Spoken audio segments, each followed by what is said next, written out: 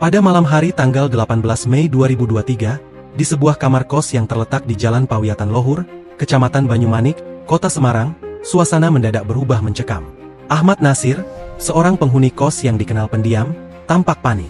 Terengah-engah dan bergetar, ia menggedor pintu kamar tetangganya sambil meminta bantuan dengan suara yang penuh ketakutan. Ketika beberapa tetangga kos datang, mereka dikejutkan oleh pemandangan yang tidak biasa. Ahmad sedang memegang seorang gadis muda yang tidak sadarkan diri. Wajah Alinsia pucat dan tubuhnya lemas, seolah-olah dia baru saja mengalami sesuatu yang sangat mengerikan. Ahmad, dengan mata yang penuh rasa bersalah dan ketakutan, berusaha menjelaskan situasinya, namun kata-katanya tampak tak teratur dan tidak konsisten. Tetangga kos yang melihat keadaan ini segera beraksi. Dengan cepat mereka membawa Alinsia ke Rumah Sakit Elizabeth Semarang. Namun, sepanjang perjalanan ke rumah sakit, suasana dalam mobil menjadi semakin menegangkan. Alinsia tampak semakin tidak stabil, dan setiap detik terasa seperti pertaruhan hidup dan mati. Ahmad duduk di kursi belakang mobil, terus-menerus menatap Alinsia dengan wajah penuh kecemasan. Setibanya di rumah sakit, situasi menjadi semakin dramatis.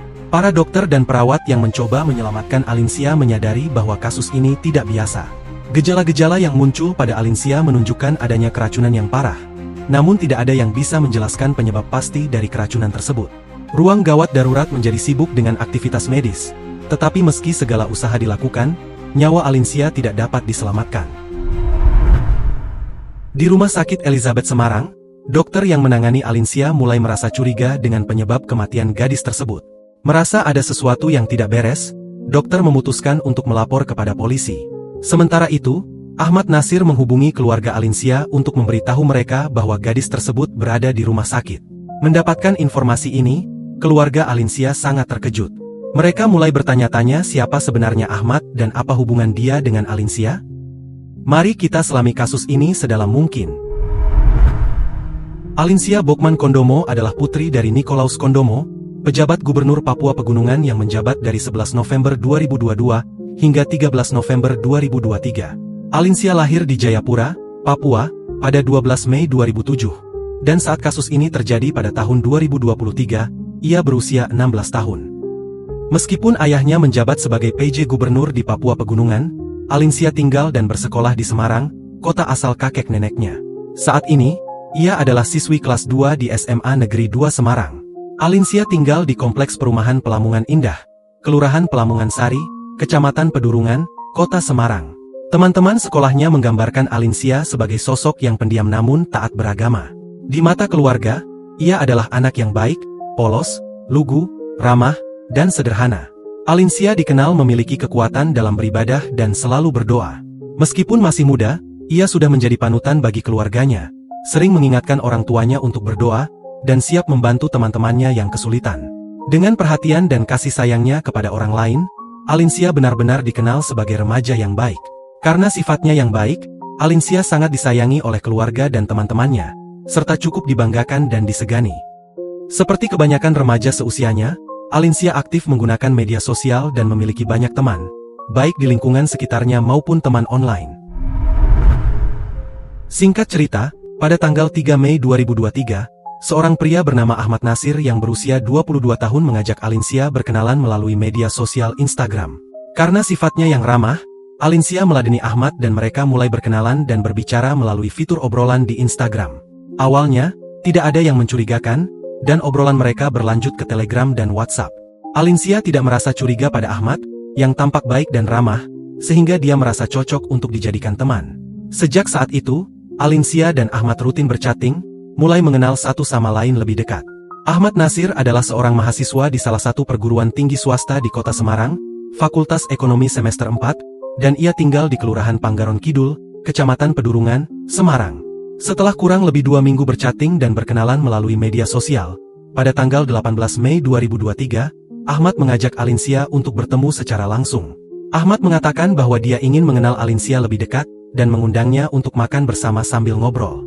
Awalnya, Alinsia merasa ragu dan takut karena baru mengenal Ahmad selama 2 minggu. Namun, karena Ahmad terus memaksa, Alinsia mulai mempertimbangkan ajakan tersebut. Sebelum membuat keputusan, Alinsia meminta pendapat salah satu sahabatnya, bertanya apakah aman untuk bertemu dengan pria yang baru dikenalnya dan mengundangnya untuk makan dan ngobrol.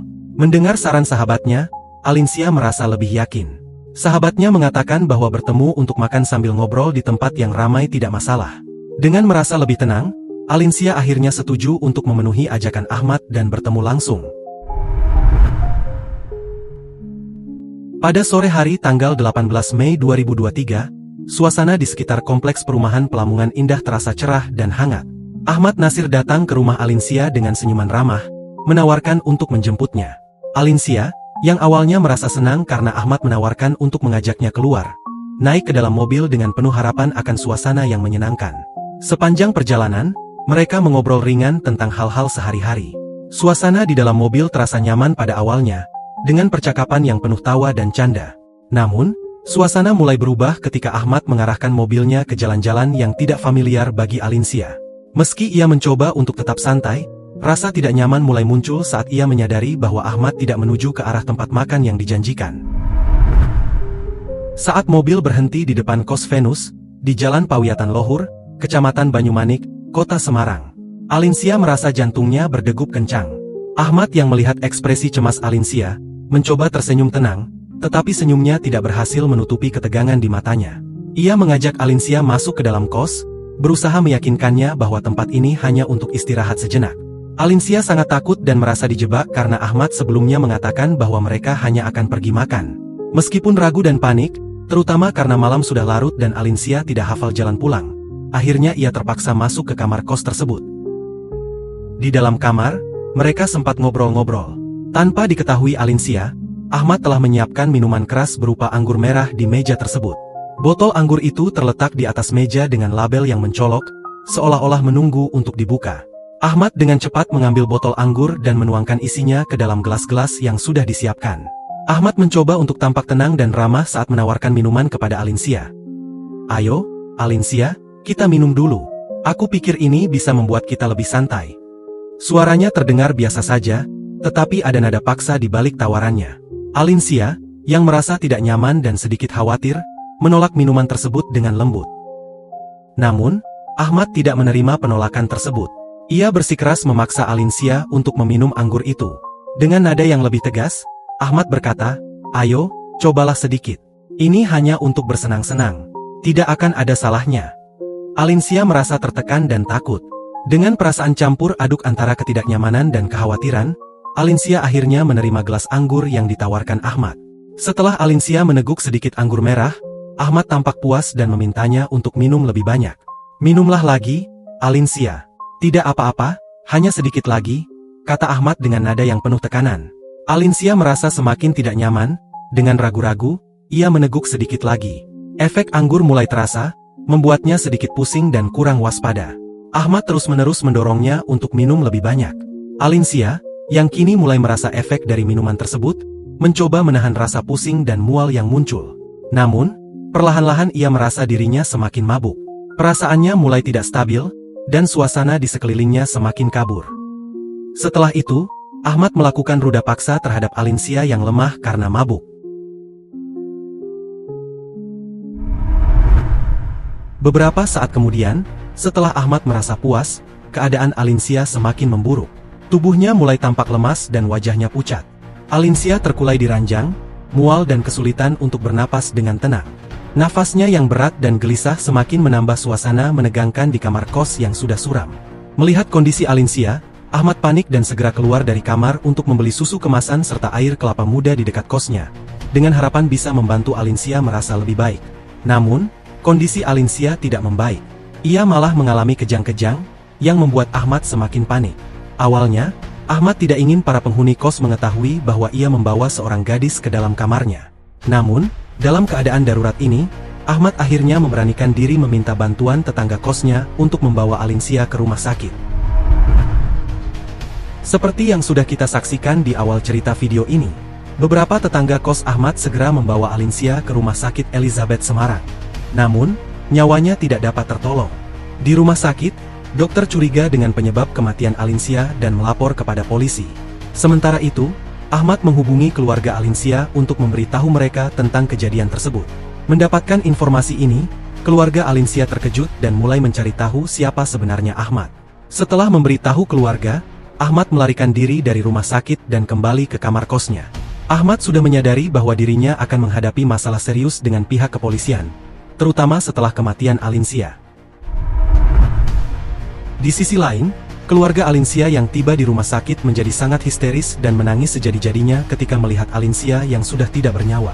Mereka sangat terkejut dan tidak percaya bahwa Alinsia, yang sebelumnya masih beraktivitas normal, kini telah terbujur kaku dalam kondisi yang memprihatinkan. Sementara itu, pihak kepolisian menerima laporan dari rumah sakit dan segera mulai mengusut tuntas penyebab kematian Alinsia. Jasad Alinsia kemudian dibawa ke Rumah Sakit Dr. Karyadi untuk dilakukan pemeriksaan forensik. Dengan keterangannya beberapa saksi, petugas juga mengetahui bahwa Alinsia dibawa dari salah satu kamar kos milik seorang pemuda bernama Ahmad Nasir. Petugas segera menuju ke kos Ahmad dan mengamankan pria tersebut di kamar kosnya tanpa perlawanan. Ahmad kemudian dibawa ke kantor polisi untuk menjalani pemeriksaan lebih lanjut.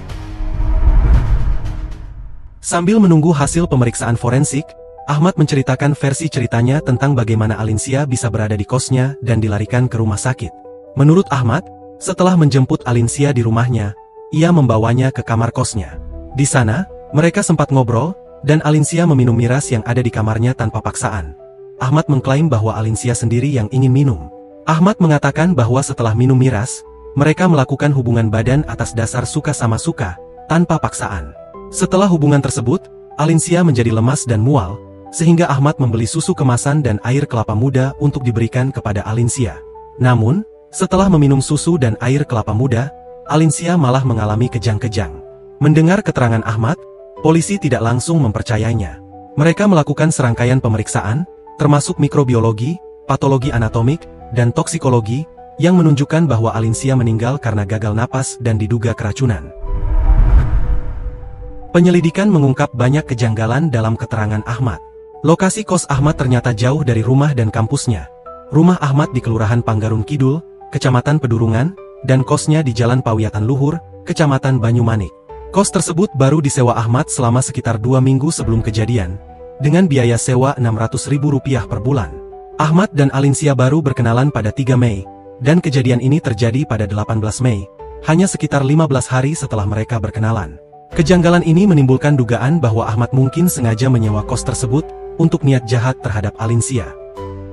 Penyidik menemukan bahwa semua percakapan Ahmad dengan Alinsia di media sosial telah dihapus, menambah kecurigaan terhadapnya. Polisi juga memeriksa 9 penghuni kos, yang menyatakan tidak mengetahui adanya gadis di kamar Ahmad, hingga dia meminta bantuan untuk membawa Alinsia yang mengalami kejang-kejang ke rumah sakit. Barang bukti seperti botol miras yang isinya telah habis lebih dari setengah juga diamankan. Namun hasil pemeriksaan laboratorium menunjukkan tidak ada campuran bahan lain pada minuman tersebut.